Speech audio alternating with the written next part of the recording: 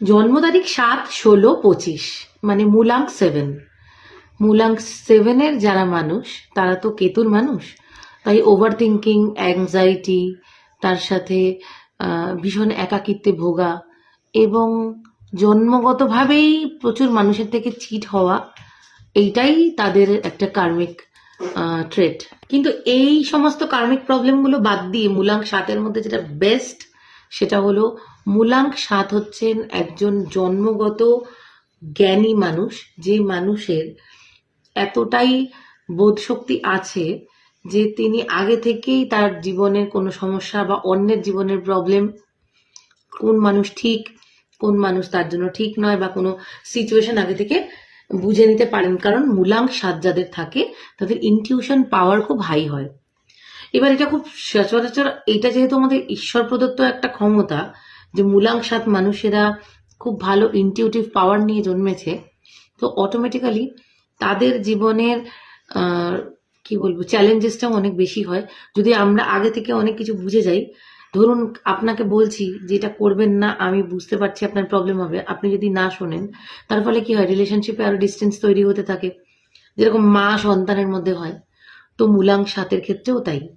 তো এই বছরের শুরু থেকেই এই জিনিসটা থাকবে তাদের লাইফে। সেই জন্যই আমি এটা সাজেস্ট করব যে অন্যের লাইফের কোনো কিছু বুঝতে পারলে নিজেকে তার মধ্যে জড়াবেন না। যার যেটা হচ্ছে let it go, let it happen.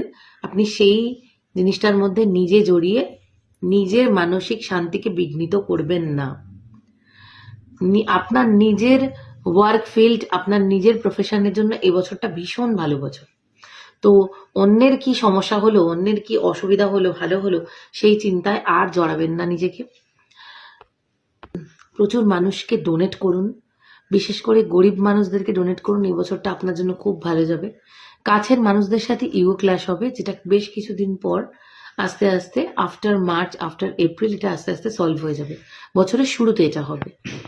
Research, media, astrology, construction ফিল্ডে যারা কাজ করছেন তাদের প্রভূত উন্নতি আছে এবছরে। যদি মন দিয়ে কাজে লেগে থাকেন তাহলে অন্য বছরের লাস্ট 2-3 বছরে যে জিনিসগুলো আটকে ছিল, যে প্রবলেমগুলো ফেস করছিলেন, দেখবেন আস্তে আস্তে সেগুলো ক্লিয়ার হয়ে গেছে। প্রচুর ঘোরাঘুরি আছে এবছরে, কর্মসূত্রে হোক পারিবারিক সূত্রে হোক, প্রচুর ঘুরু হবে এবছরে। আর রিলেশনশিপ ইস্যু কিন্তু এবছরে থাকবে, বনিবনার অভাব বা আন্ডারস্ট্যান্ডিং এর প্রবলেম আপনাদের থাকবে।